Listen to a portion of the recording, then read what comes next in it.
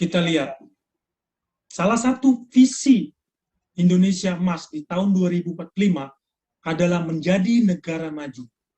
Siapa di sini tahu salah satu syarat negara maju?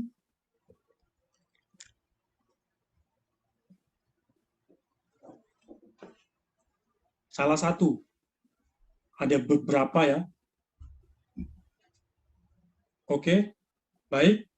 Jika pertumbuhan ekonomi di atas 5%, bagus. Saya bilang bagus ya Mas Andi, tapi masih jauh. Ekonomi berkembang, bagus. Perkembangan teknologi, bagus. Coba kita lihat grafik di slide. Kita lihat presentasi pengusaha di ASEAN. Singapura yang penduduknya sedikit, bagaimana pengusahanya? 7%. Bayangkan, dari rasio penduduknya. Malaysia 5%. Indonesia berapa? 1,6%, teman-teman.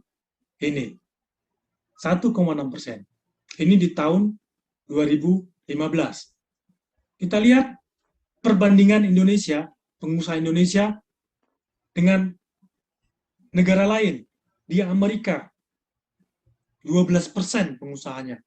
Rasio pengusaha dibandingkan penduduk itu 12%. Sudah maju. Ya, tapi kita di sini syarat negara maju dari sektor ekonominya, yaitu dari pengusahanya.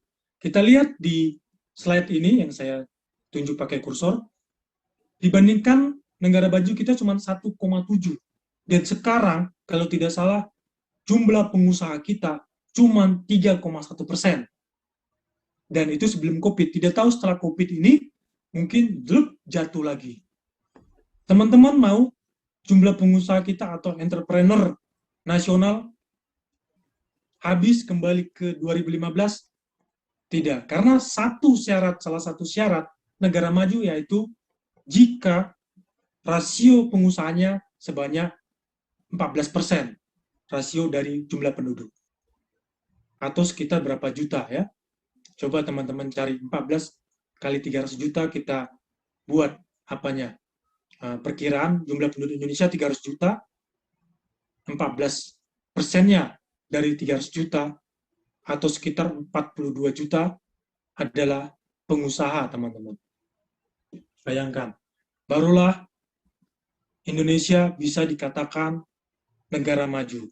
Banyak faktor yang lain yang teman-teman sebutkan, pendidikan, teknologi, dan lain-lain, itu juga benar ya, teman-teman. Oleh karena itu, kira-kira untuk menghadapi atau mencapai 2045, kita harus selalu mengingat sifat kepahlawanan atau jiwa kesatria kita tertanam di dalam dada kita. Kira-kira ada 5 hal seorang pahlawan yang nasionalisme. 5 ciri-cirinya menurut saya. Apa itu, teman-teman? Saya singkat, aneka. Yang orang nasionalisme pasti aneka, yaitu orangnya akuntabel. Dia bisa dihitung, tidak ada ditutup-tutupin, bisa dibuka, diaudit. Itu. Yang kedua, never ending improvement, yaitu selalu berinovasi, tidak pernah berhenti berinovasi. Yang ketiga, etika, penuh etika, selalu beretika sesuai dengan budaya kita yang terkenal manusia berbudaya. Yang keempat, selalu menjaga komitmen mutu, teman-teman. Komitmen mutu sangat banyak ya, teman-teman. Kita harus selalu bersaing di dalam hal kualitas. Selanjutnya, yang terakhir adalah A, aneka. A, apa itu, teman-teman? Ada yang tahu A-nya? Saya ulang, seorang yang nasionalisme pasti ada jiwa kepahlawanannya di dalam dadanya. Syaratnya ada 5. Yang A terakhir, anti korupsi. Itu, teman-teman. Masalah korupsi Saya lupa nama Perdana Menteri Cina di tahun 98 yang terkenal ya. Ungkapannya itu, quote-nya sangat terkenal, tapi saya lupa nama Perdana Menterinya. Saya minta maaf. Dia mengatakan, saya menjabat pada saat ini, saya meminta siapkan 100 peti mati di istana, dan 99 peti mati saya siapkan untuk orang-orang terdekat, dan 1 peti mati sisakan untuk saya. Itulah jiwa anti korupsi Cina. Yang sejak tahun 98, ekonominya langsung mendunia, hingga saat ini, kalau kita menyinggung teori konspirasi, katanya Cina yang buat COVID, atau Amerika, tapi saya nggak menyinggung itu.